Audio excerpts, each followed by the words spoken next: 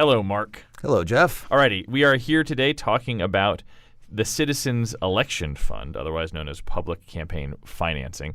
Help us, if you would, unravel it a little bit. It's been around for about 13 years. It came out in response to something, right? It did indeed. This came about in reaction to the resignation of Governor John Rowland in 2004 when he was facing the twin threats of impeachment and a federal corruption investigation. Jody Rell succeeded him as governor, and Governor Rell wished to make a strong break with Governor Rowland. Her idea was to ban state contractors and lobbyists from contributing to state campaigns, and she also proposed restricting political action committee contributions. Now, the Democrats countered and said, well, actually what we need is public financing for campaigns. And they went back and forth, and finally there was a compromise, and they came up with the Citizens Election Program, which is not unique in the United States, but it is one of the more far-reaching public financing programs.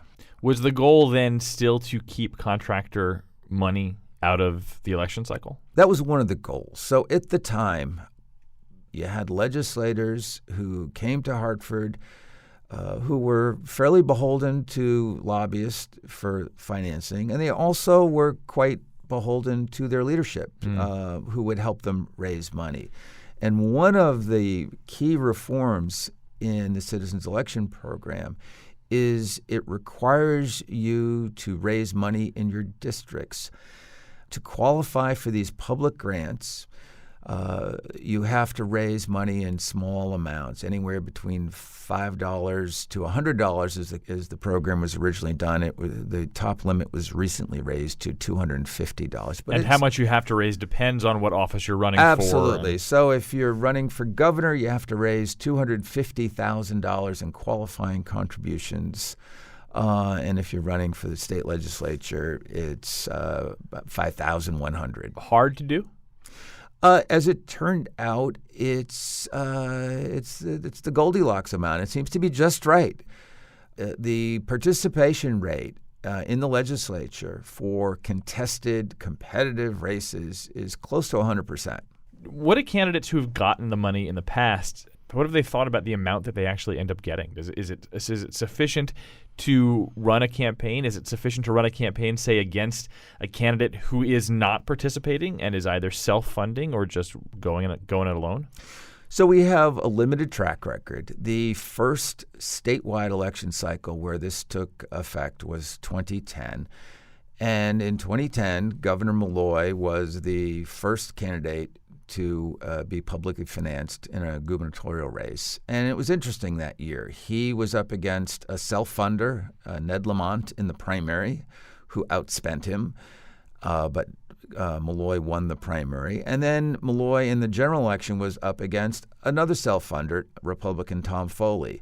He was outspent, but he won. So I think the takeaway in those races was you don't have to have the most money, but there's a sweet spot of how much money you need to get your message out and to compete.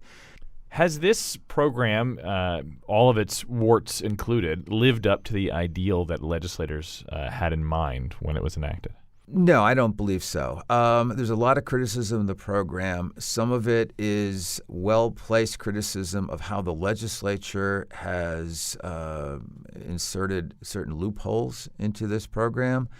So the legislature, for fear of being swamped by outside spending, has loosened what were fairly tight limits on what a candidate participating in the program could spend. The state parties, for example, can funnel a fair amount of money into these races, and that does somewhat defeat one of the purposes of this. It's never a good thing when we talk about elections and funneling money. No. And in fact, the Democrats got in a fair amount of trouble. There was a complaint filed against the Democrats and Governor Malloy in the 2014 race because there was a lot of state contractor money that went into the state party. Much of it was spent in support of Governor Malloy's reelection. The result was the Democratic Party paid a record penalty of $325,000 to settle that complaint. The previous record had been $20,000, so it was a big deal. Alrighty, Mark Pazniokis covers politics and the state capitol, and all other kinds of things for the Connecticut Mirror. He's kind enough to join us for Extra Credit. Thanks, Mark. My pleasure.